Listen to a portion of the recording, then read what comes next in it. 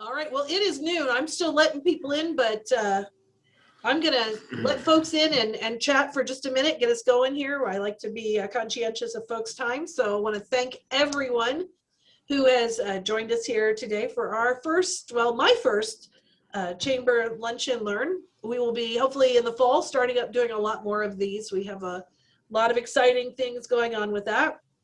If I haven't met you yet, my name is Peggy Emerson. I am the new president of the Chamber. I started back in November when Sharon retired, so I'm very excited to be here. And I come out of I had been the Chamber Director President in Paulding County before moving here to Darke County about 4 years ago. So I am very excited to be back in the game, as we Chamber people call it, which there's only a handful of us, so it really isn't much of a game, but we are very excited to be back here. I live up in Ansonia and really love Darke County a lot to offer. So we were just talking about hopefully cicadas not ruining our annual meeting, which is May 21st. So if you are a Chamber member and you would like to come, we are going to do a cookout. It's going to be outside so that we can be COVID safe. And we are implementing every possible safe practice that we can with individualized serving. And Winners Meats is going to make ribeye sandwiches, and King's Poultry has donated brats for us to cook. And there's going to be a lot of really good food. Montage is doing salads for us, and Beans is going to do cookies. So a lot of good food and a lot of fun times of just getting together.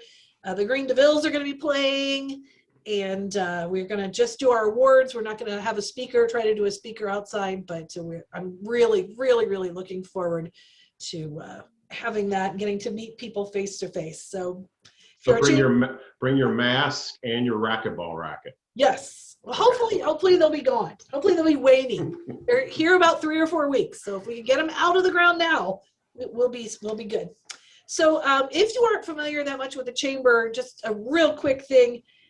We have a lot of committees and councils and things that are very involved with our members are very involved in. This morning we had a legislative council meeting, and you know, President Huffman of the Ohio Senate was on with us, and Representative Powell, and then we had representatives, their staff from Senator Portman's office, Representative Davidson's office. You know, they are here, they want to come and hear. So if you are interested in learning more about the Legislative Council or joining the Chamber, you know where to find us. You have my email now. So please connect with us, and we'd love to have you. So with that, Ernie, I think I will just turn it over to you, and I will buzz you in a little bit, and we'll make sure we have time for questions and answers for everybody. Okay. All right. Hello, everybody. Okay, so is my screen showing up there? Not yet.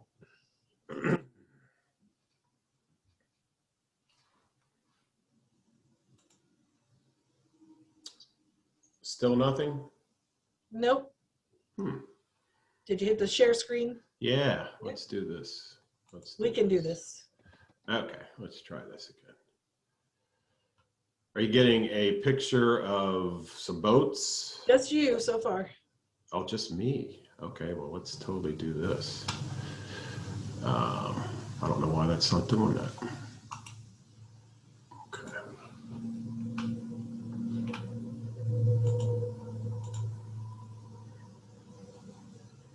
Aha. There you go. Okay. All right. Sorry, guys. We love technology, right? I hit the wrong button. That's why. Okay. How about now? Yes. All right. Good. Okay. Let's do this here. I'm going to get this out of the way. Nope. 1 second, guys. The box is kind of messing everything up. There we go. Okay, now I got it. Okay. All right. Well, thank you, Peggy. Morning or good afternoon, everyone. My name is Ernie Sita with A Media. We own the Early Bird and the Daily Advocate out there in Greenville. And I am our digital marketing manager for our Miami Valley region. So that covers like Eaton and Eaton Paper, Registered Herald, Sydney Daily News. Here in Troy, it's Miami Valley Today and also the Brookville Star. So I work with our clients for digital marketing. So they're looking to do some things outside the newspaper. So I wanted to kind of walk you through, what digital marketing is, if you don't know, and then kind of why is it important today. I'm going to go through some different products, digital marketing products. Sometimes I call them tactics. What do these tactics do? Why are they important? What are they best used for? I got some examples in here for you, and then answer any questions. If you have some questions while we go, that's fine. If we're getting too many, I kind of want to maybe hold them off to the end. But hey, Ernie, this is Peggy again. Anyone can put a question in the chat too. That way we can get that recorded so that you can get that in at the end. Okay. I forgot to say that. Great. Okay, thank you. Okay, so let's kind of dive in here, and I pulled this off of Wikipedia. So digital marketing, it's the it's a component of marketing. It's utilizing digital tactics, such as desktop computers and mobile phones and iPhones and tablets, and using different platforms to promote products and services for a business. Okay, so there's many different variations of this, and we're kind of going to walk through all these. So kind of throw out some statistics to you. Okay, so why is it important today? So 53%, why is 53% important? So 53% of shoppers say they always do some type of research before they buy to make sure they're making the right choice. Okay, now this is from Google. This is 3 to 4 years ago. I bet you this percentage is even higher, but I couldn't find any like recent number. But people are constantly researching products and businesses. They look at your website, they look at your reviews, your Google business listing, and they want to know, hey, what are people saying about this product? What are people saying about this business? Okay. So another number for you, 82%. All right, so 82% of smartphone users consult their phones on a purchase that they're about to make in store. Okay, so am I getting the best deal? Is this the right product for me? All that type of thing. Love this stat because this is from my old industry before I came to AIM. So 4.1. All right, so what's 4.1? All right, this is the average number of auto dealers visited by a shopper when they were purchasing a new car about 6 years ago. Okay, so I worked for a large automotive ad agency, and they pounded this number in our head because 6 years ago it was 4.1. What's the number today? 1. And that's mainly because people buy their car. They're testing, they're going and researching every car possible. I think I remember seeing a percentage that 70% of the people that were looking at a specific car, maybe like a Toyota 4Runner, ended up buying another kind of car because of their research. So now today with like Carvana, Carvana's kind of kicked off what the auto industry calls digital retailing. And that's all about buying your car online before you even test drive it. And that's the way it's going in the auto industry. And the auto industry is probably the leader of all businesses as far as digital marketing. They're pushing the trends most of the time. Okay, so got another number for you. So 70%, okay, and this is definitely my wife and I.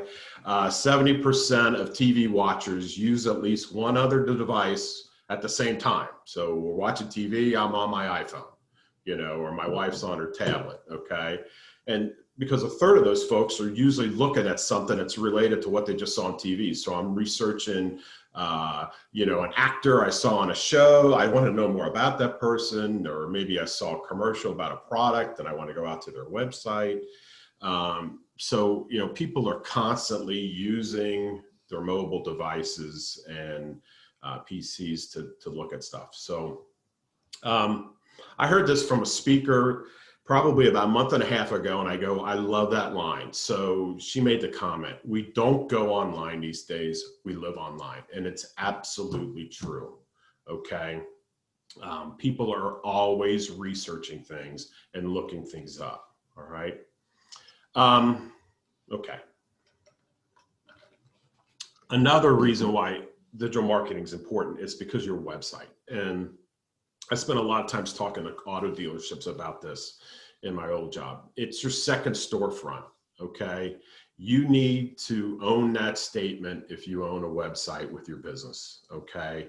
Your website's a reflection of your business. People are checking on your business without even coming in your front door or calling you. They're looking at stuff. If you don't have a website, you simply don't exist to some people. And that's absolutely true. Because if they can't find you, they're not going to buy from you sometimes. Okay. And I think there's a lot of business before the pandemic hit that wish they had a website, or their website had the ability to sell things, that they had the ability to buy online. Because a lot of businesses, if they were that head of the pace, they would have been really in a lot better shape over the last 12 months. Okay. So if you have a website, what I recommend to you is develop it, promote it, update it, make sure it's looking good, because it's a reflection of you guys, because people are looking at it, okay? All right. One other point here about why is it important, okay? And I love some of these pictures, okay? Digital marketing's really good at reaching different generations, okay? So there's different marketing tactics that are better for different generations, okay? So if you're a baby boomer, if you're a Gen X, yes, so that movie clip in the right-hand corner, that's Generation X. If you're the millennials, or if you're the Gen Zers, and by the way, I love that picture of Gen Zers, they're looking at their phone. Hopefully they're not in the middle of a road. But, I always just say to my son, look up, there's a whole world around you, okay? But Generation Z, man, they're always looking on their phone, always, constantly, okay? Okay, so let's look at some products here, all right? So first one I got here, we have any questions so far? Peggy, nothing? Nothing from the chat. Okay, good. All right, let's dive into this. Okay, so first one I wanted to go over was target display. So what is target display? It's the placement of an ad on a website that you're reading that's been systematically delivered to you based on your demographics, and then even websites you previously visited. So I kind of, if I'm talking to a business, a lot of times I'll say targeted display is like the billboards on the road driving down a highway, okay, back in the 70s or 80s. You're seeing billboards being hitting billboards left or right when you're driving your car down the highway. That's the same way with targeted display when you're surfing the net, okay? So what this product's best used for, it's a great product to get the word out about your business. Helps keep your business top of mind in your market. So brand awareness, marketing 101 there. So it's mainly a secondary product, like you would use it with other forms of advertising.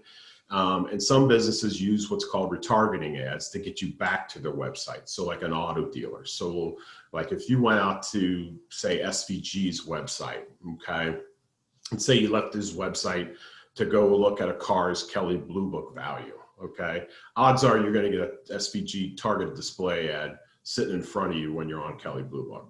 Okay, that's called retargeting. They want to bring you back to the site. So the whole purpose behind targeted display is to get your ad in front of somebody 5, 6, 7, 8, 9, 10 times in a month. Okay, the whole idea is so that they see it multiple times. Okay. All right, here's an example or two examples. The Fox News website, and this is actually me. So there was a retargeting ad for Ridge Wallet, because I looked at that wallet, I think a couple of days earlier. And then there's also an ad from for Lending Tree. Okay, so those are both examples of targeted display ads. All right. Okay. Let me give you a client example, and this is actually for a realty company. Okay, so this campaign's actually going on right now, but it's gone really well. So we delivered 166,000 ads for them in 3 weeks, and they got 919 clicks to the website. Now, targeted display advertising is like a lower click product. I mean, you're typically getting less than 1% in clicks. But the main number is the 165, okay, that these folks are seeing their ad. Now, he's got a lot of clicks on his ad because people are looking for houses right now, okay? But that's just an example of what that does. And by the way, that campaign was like $400. So we'll probably have about 200,000 ads delivered over 4 weeks for them now. Okay, so let's go into something else. All right, social media advertising. So what is that? So Facebook, Instagram, Snapchat, these are all great ways to reach different generations, different demographics of people, to establish your business's name recognition outside of your own followers on your Facebook page or your Instagram page. And it helps increase the activity and traffic from your business. So what's it best used for? It's a great way of getting ads being seen, okay, for people seeing your ads.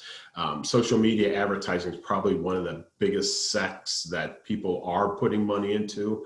Their platforms, Facebook owns Instagram, it's the same platform, Snapchat's platform, TikTok's even developing an ad platform right now. These are all amazing delivery capabilities to reach exactly who you want to buy your product. They're very good at it. Okay, so that's a good place to put advertising money sometimes. I saw this. I'm a big eMarketer fan. eMarketer is like a digital marketing or a marketing intelligence company. So they're constantly doing surveys and things like that. So this shows the average time spent in 2020 by social media. And believe me, those numbers leaped up because of the pandemic. But, Facebook is 35 minutes. Okay. Yeah, Ernie, those people are lying. Yeah, right. Yeah, I don't believe it. Yeah, I think my wife's kicking up the Facebook number. Yeah, I'm kicking up that average too. Yeah, TikTok, younger Gen Zers, they are on TikTok like crazy. Twitter, Instagram, Snapchat, they're all, 30 minutes a day per person. So people are out there on these things. That's where they're spending their time. Okay. Here's some examples of ads. So Facebook ad, that's actually a live ad from me. I was on Facebook and I got served the Columbia ad. They definitely know I shop at their place. So that's just an ad that they gave me. There's an Instagram ad in here from Grubhub. The Snapchat ad, actually that was for me too. That was on my Snapchat and I took a picture of it. So that's River Valley Credit Union down Dayton. That's doing an ad for auto rates. So just examples of some ads. Here's a client example, and this is a Facebook campaign. So the client wanted to reach Preble, Darke, Miami County, Butler County, Montgomery County. So a lot of counties, a lot of big counties, Butler, Miami. People, and they were looking for people currently looking for a job. So we delivered a campaign form for, I think it was $1,300. And we estimated that they're gonna get 2,900 to 8,300 people looking at their ads per day. Okay, so daily reach, the way Facebook defines it, it's how often you reach an average user with your ad. Okay, so that's very effective. Okay, that's a good campaign. All right. Okay, let's go into the granddaddy of them all for some businesses, Google advertising. Some people call it Google paid search. Some people call it pay-per-click. Some people call it PPC. But it's, this is where a lot of big businesses, especially businesses in competitive industries, spend a lot of their budget. So Google Ads, that's placing your company's, it's a written advertisement in front of people who are searching for a product on Google, okay? So what it's best used for, when people are searching on Google in need of a product, this is the space to advertise in, okay? It's best used for businesses, like I said, in highly competitive industries or highly competitive markets. So car dealers spend a lot of money in this market. I had my biggest client when I was at CDK was I had a client that did $60,000 a month in advertising. They owned a lot, I think it was 9 GM dealerships. 40,000 of that money every month was in Google Ads, okay? So you see cars, auto dealers, insurance companies, law firms, do a search for getting your car fixed, and you'll be amazed how much money Goodyear and Midas and CarX. Oh my gosh, there's so many like large companies doing ads, Google Ads right there. So, and the main reason why they do that is they want to be on the first page of Google. Okay, 90% of people that do a Google search don't go to page 2. Okay, so if you're not on page 1 because of the SEO of your website, you want to be on there because you're buying Google Ads. Okay, and the way that product works is when you do a search, there's an auction that takes place. So I'll give you an example. Okay, so I did this Monday for my house in Kettering. So I did a search for Subaru Outback. Okay, so in Google phrase, that's a keywords, okay? So the keywords were Subaru Outback. I hit enter. An auction actually takes place in Google in microseconds, all right?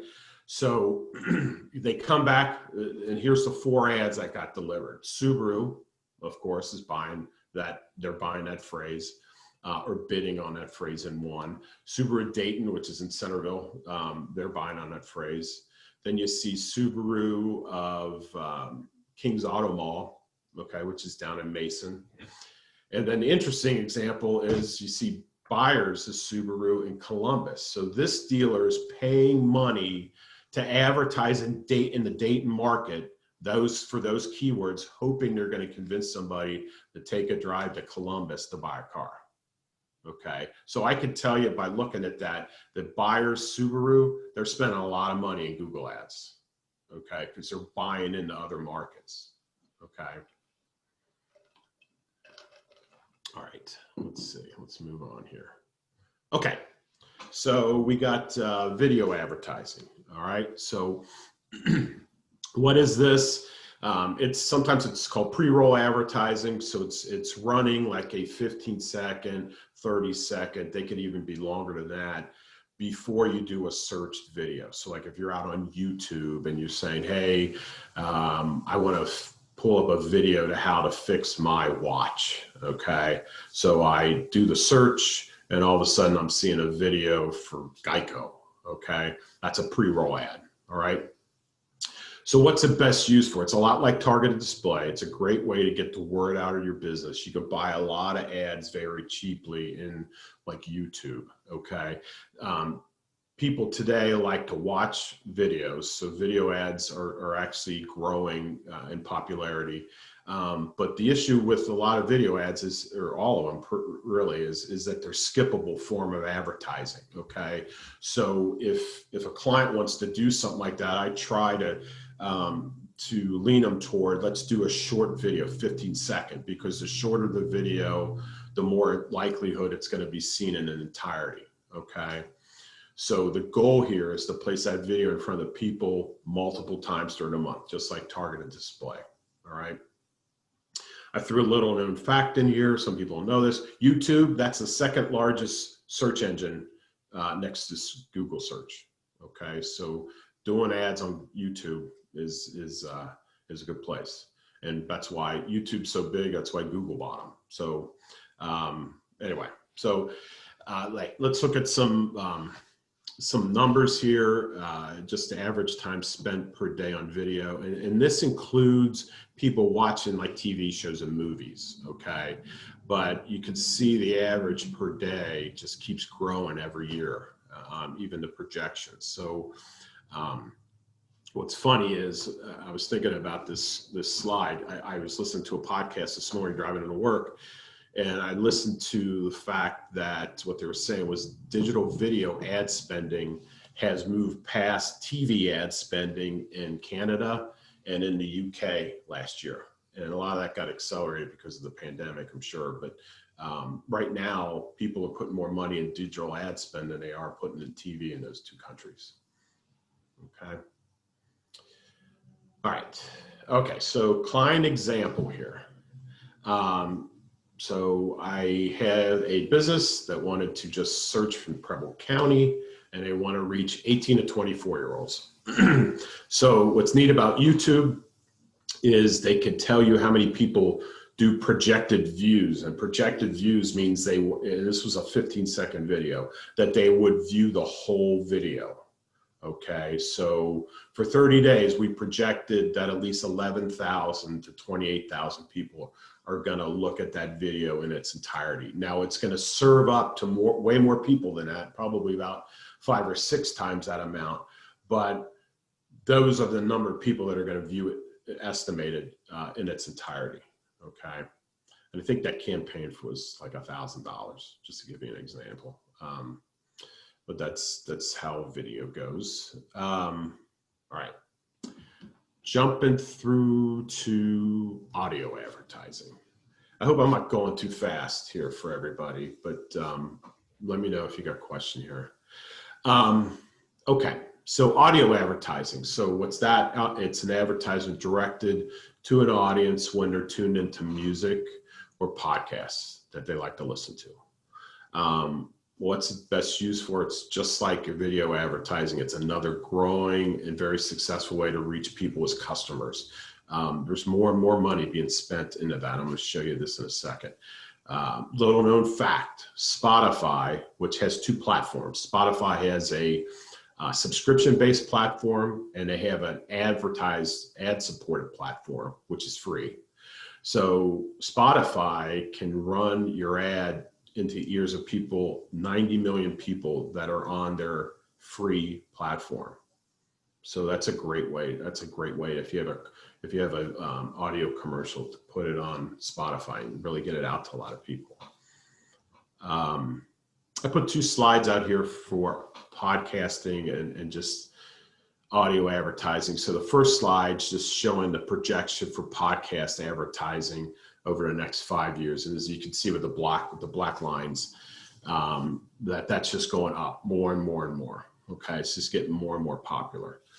The second slide I think is really interesting because later this year, Spotify is going to pass Google as a #1 place to get podcasts. And I think that's huge because Apple used to be the only player in podcasting about a few years ago. So Spotify is really, really doing well. Okay, so later this year, they're going to top Apple Podcasts, and they're just going to blow by them.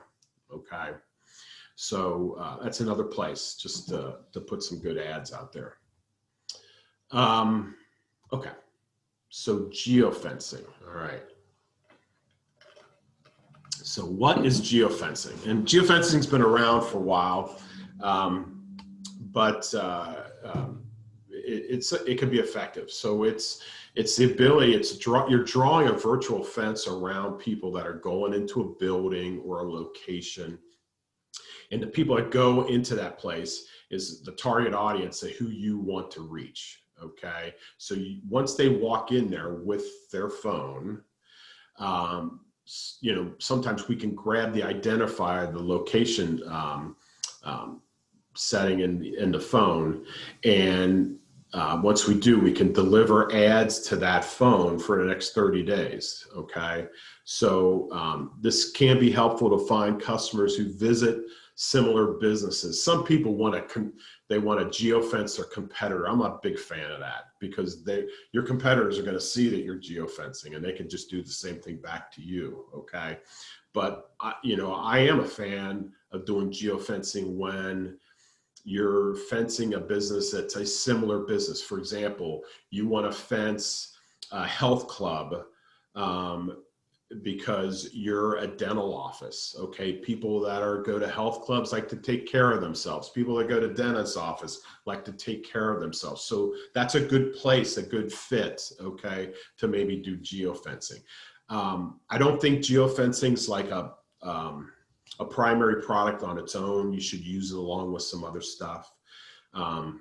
A neater attribute of what we can do is we can do actually addressable geofencing. We can, instead of reaching people that walk into a building, we could reach people at their home.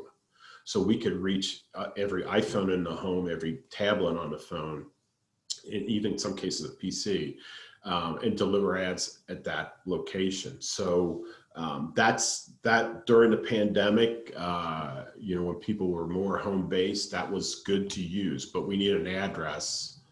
We need addresses to actually do addressable geofencing, but that's a usable product at times. I got a graphic example of how this works. So again, somebody's walking in to a fenced-in area with their mobile phone, and once they walk in there, you can grab their device, and the people will start receiving ads on their mobile devices for like 30 days. Okay. Another feature is you can add a conversion zone. So a conversion zone is around where the advertiser wants the target audience to visit after seeing the ad. So you can track the number of people who stepped into the fenced area that you were geofencing, and then later stepped in the conversion zone, maybe your store, after they saw the ad. So some businesses like that, because it actually shows, hey, I gave ads out to this many people, and here's how many people came to your store. So that's worked. It's effective. But again, I think it's better used with other things. And just this example, these geofencing ads are shown in apps on smartphones. Okay, so this is an example of a Booking.com ad that was put on a Fox News app. Okay, so just shows an example. Okay. All right. So something a little bit more technical here. So over-the-top connected TV advertising. Sometimes you hear OTT, OTTC TV. So what is this? So in a nutshell, it's streaming TV advertising. So it takes the impact of a TV ad with the technical precision ability of digital. Okay, so you can actually target a specific ad of likely buyers versus buying a TV commercial where people may or may not want your product. Okay, so OTT's giving it to the right people, TV ads giving it to everybody. Okay, so what's best used for? It's just like TV advertising, but it's smarter. You're only spending money on the people you actually want to track. So your commercials are being seen by an audience that you're trying to reach. Great way to reach millennials and Gen Zers, okay? Because those folks typically never had cable, never had direct TV or whatever. They went straight to streaming, okay? So these folks are actually getting ads. So I call this maybe smart TV or smart ads, okay, that they're delivering these commercials to, okay? So I threw this number. This was something mid-pandemic that I saw that I thought was interesting. So all major streaming platforms, free or subscription-based, are experiencing gains during the pandemic. So this was in July, okay? Netflix was up 76%. YouTube TV was up 96%, Hulu 68%, Prime 106%, okay? And then other platforms were up 94%. Now these other platforms, they included Disney Plus, and they included CBS All Access, which is now called Paramount Plus, and it included ad-supported video on demand, AVOD. Ad-supported video on demand is OTT-CTV. So these are sectors in streaming TV that has the ability to get ads. Okay, so those are like Sling TV, all right, Pluto TV, Hubu TV, if you ever heard of that, Tubi, Crackle, which is Sony owns that. It's a movie platform. Popcorn Flicks, it's another movie platform. Those are different examples. So, the way this product works is, say I'm watching Survivor on CBS on Sling, okay? And so's Peggy, okay? And so's Christy, all right? So we're all watching Survivor, okay? Commercial comes up. I get an ad for Eddie Bauer, okay? Peggy gets a different ad, and then Christy gets another ad that's totally different. So that's the difference, is that they could target me, Eddie Bauer could target me based on my digital breadcrumbs, the websites I've delivered, the apps I have on my phone, that they know how to reach me specifically. So they're not going to give that ad to Christy and Peggy, but they're going to give it to me, okay? That's how OTT works, okay? Yeah, I'm going to get an ad for Candy Crush, I think. I was going to throw out Coach for Christy, Probably not for me, but. Okay. I put this in this presentation this morning because I just saw it. Okay. So this is TV ad spending. So this just came out from eMarketer. TV ad spending's trending down. All right. So, advertisers are moving their dollars off of doing TV ads and putting it in other places like OTT CTV. Okay. So you're seeing less big advertisers on TV and more in other areas. So like last year, because of the pandemic, and people might have lost their job, or their wages got lowered, and the lack of sports that were on TV, that really accelerated the shift of people off of TV and people going on to CTV, OTT CTV more. So you'll see it, that trend's not going to come back. TV advertising is not going to get bigger. It's going to get less and less and less. So this is what eMarketer's projecting for the next, the next 3 or 4 years of how that's going to go. Okay. All right. So email marketing, and people that work with me know I love email marketing. So, there's 2 kinds of email marketing, all right? Probably the most popular kind, or the one most people know about, is the one where you're sending email messages to people that signed up with your company to get emails, okay? So they have like a constant contact system or a MailChimp system. So they're sending out emails to customers, okay? Here's the latest on the Darke County Chamber of Commerce, okay? So the better side of email marketing, this is something that we offer, is targeting people by location and demographic or interest who aren't your customers. So I call our email product, and I'm touting us here, but other people have the same product. It's a hunting database to reach people, okay, who aren't your customers already. So what is this best used for? I think email marketing is great because it's best used for everybody.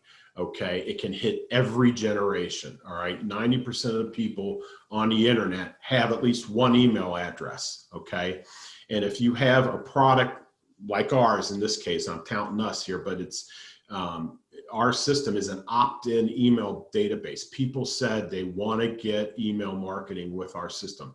Okay, you can reach generations without any ad restrictions using large advertising messages. It's another benefit of email marketing. Give big ads. And even better on that, you could give ads that have multiple hyperlinks to websites and social media pages. So not only can people see your ad, you can send them exactly on your website where you want them to go. Okay. All right. The ad restrictions, I'm bringing that up, is and I've seen this with other clients, Google and Facebook are making more restrictions on their system about advertising. You might want to advertise on their platform and they might reject you. For example, I use an example. Say a bank wants to do a product on mortgages for their mortgage industry or their mortgage division, and they want to put ads out there on Google, and they're doing it by say, hey, I only want people that are looking for a new home. So I only want, 22-year-olds to 35-year-olds. Google's going to reject that because you're targeting by age. Okay. Email, you can do that. Okay. So that's one of the reasons why I like email. Okay. Ernie, this is Peggy. We just ran a Facebook ad for the coalition. We have an event coming up trying to target some folks on a vaping speaker that we have coming up. And Facebook actually rejected the ad at first. I had to appeal several times because we cannot sell vaping or cigarettes right on Facebook. Now, this was a speaker who's actually speaking about the dangers of vaping, but it's so automated, the algorithm is so automated that you can get thrown off for the most inane things. Right. Like CBD companies, okay? Yeah. They're going to get rejected every time with Google and Facebook, but you can do email marketing without that. We had a client that was a mental health company, and they got turned down in Google to do Google ads. They got turned down in Facebook for their ad not because of them, but because there's so many, like one of the offerings that they had was addiction, drug and alcohol addiction. And there's been so much fraud in that industry that Google and Facebook are both hiring third-party auditing companies to audit your business before they allow you to advertise on their platform. Yep. So we had to find them alternative places to advertise, which we did. There's that probably brings up a good point. Just because you're not on Google and Facebook doesn't mean you can't find another place to advertise. Okay, there's other platforms out there to do advertising outside of them. Now they're the best at what they do, but there's other ones that are effective too. Okay. Okay, so I threw out an example of this is a client. I've done this credit union for 20 years. Fairfax Credit Union's down in Cincinnati, and we just did this last month, this email campaign, because they moved into their new building out in Eastgate. Okay, they're right next to TQL, so they wanted to let everybody know, hey, come out to our new branch. And oh, by the way, we got 2 buttons on here. One, if you click the blue button, the new branch opening specials, that goes to a landing page on their website where they have all these different specials for different products, a special credit card offering, a special mortgage rate, a special auto loan product. If you don't know where, Ivy Point office is, you can click the orange button, you can get a directions tailored to you. Then they also have, they're offering an offer for $5 gift card. And if you could see toward the very bottom, you see the little Facebook logo. If you clicked on that Facebook logo, it would go out to Fairfax's Facebook page and you could follow them, start following them. So that was, just an ad that they wanted to put out there, let everybody know they got a new office and and because they have a new office, that adds to their branch network. They have 6 places that you can go. To Fairfax. Okay. This is an example that we did and this was actually another credit union. We did a campaign for a new credit card offering that they had. So we did we sent out email campaigns, and email, the way that works is, this 26,920 emails, if we set it to launch at a certain time, Friday at noon, all 26,000 they're all going out at the same time. Okay. So 26,000 plus, they got about 4,000 of those folks opened the email. So that open rate's about 15%. That's about average. It's probably low average. Okay. So, but they got 614 people clicked on the email. 2.28%. That's very good. Anything over 2 is really good. So they had 614 people clicked on it, but 300, there was different links in that email that they could click on. So 353 people clicked on the link to apply for the credit card that was in the offer. So 57% of their clicks went to people that applied for it. And I know for a fact they opened over 200 credit card accounts. So they definitely got their money's worth on this campaign. It worked great. Okay. So it's just an example. All right. Okay. So kind of wrapping up here. So, you know, whatever marketing you guys use, whatever you choose, you know, if it's TV, it's print, it's digital, whatever. I always use 2 analogies. I always use the hand, fist, and fist, you know. So, you know, whoever you're targeting, wherever they are, whatever demographics, you know, what age, or, you know, are the people that own their home or whatever, and whatever your marketing message is and whatever your budget is, whatever all the tactics that you use, make sure they're working together, okay? That they're in concert with each other. They've got given the same message. They're given the same look. That way you get the most effectiveness out of your marketing campaigns, okay? And I threw that blanket out there because, you know, what we try to do, and I think all ad agencies do, is that you try to cover your market with different advertising tactics. So you're reaching everybody, every generation, you know, that you're making sure you're using the different tactics to reach everybody. Okay. So you want to cover that market. All right. So I think that's always the best way to do marketing. And that is it for me. Okay. So there's my contact information. Does anybody have any questions that maybe we can answer?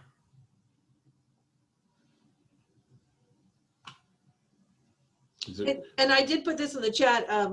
We did record this, Ernie, so I will put it on our YouTube channel and make it available for folks. We'll send you guys all the links so that you can have that to watch. So. Okay. Okay. Well, I'll say thank you to everybody for coming. I appreciate the opportunity to talk to you. You know, if you guys want to talk to us more, just reach out to somebody in our marketing team out there. You know, if it's Luana or Candy or Bill or Nets and Christy.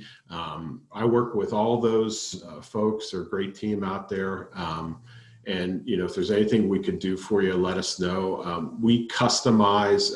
If you ever want to do something with us on a digital end, you know, we customize every program to a business's needs. So if it's based on their budgets or whatever their need is. But if you guys have any questions, you know, fire them off to me. I'd be happy to answer them. Okay.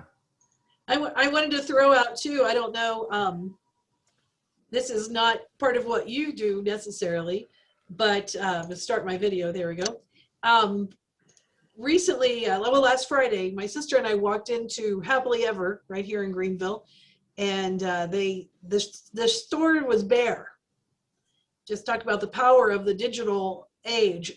Sarah had put out a little TikTok video, and it had garnered so much viral attention that they had shipped clothes over the weekend to almost everywhere in the country. So here's a little boutique in Greenville shipping clothes to California and all over the nation because of a TikTok video. So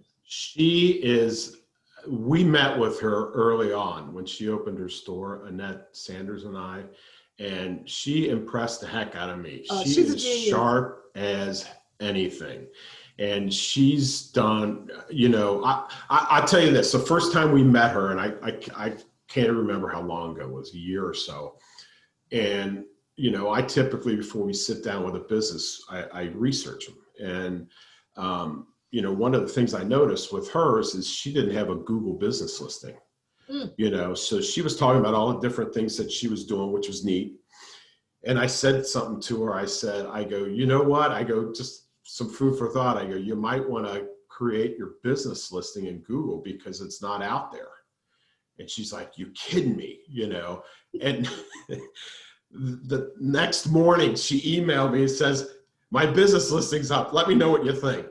And it's just like, bam. So she's a dynamo. She's on it. You know, she knows what she's doing. She's doing a great job. She is. I'm hoping, I haven't asked her yet, so don't anybody go and tell her she's going to do it. But I'm hoping next year we can have her and some other folks on to talk about the viral marketing ideas too. So yeah, lots of fun things out there to do that, you know, I follow a crazy house Facebook group, and some of the things that realtors do with just having one realtor frequently has a Sasquatch, a person in a Sasquatch costume sitting in a chair. So as you're scrolling through all the photos of the house, you suddenly come across Sasquatch sitting in the kitchen, sitting in a chair. And then people start sharing it and the fun things that you can do that way. So, yeah. You know, one thing I tell you about her too is she, what I thought was interesting, she's got a mentor. Yeah. She was touting her mentor, you know, how she was working with somebody. And I'm like going, that's a great idea. Yeah. You know, so she had somebody that was really helping her out at the beginning, but I think she's probably become the teacher now. She's doing a great job. Yeah. All right. Well, if nobody else has any questions, I mean, if there's something in the chat, let me check. Okay. Then I think we're done. And guys, I really appreciate everybody coming. And Ernie, I really appreciate the presentation today. The wealth of information, a wealth of information there. So Thanks, Peggy. Thanks for having me on. I appreciate it. thank you guys. Have a great day. Stay dry. Thank you. Thank you.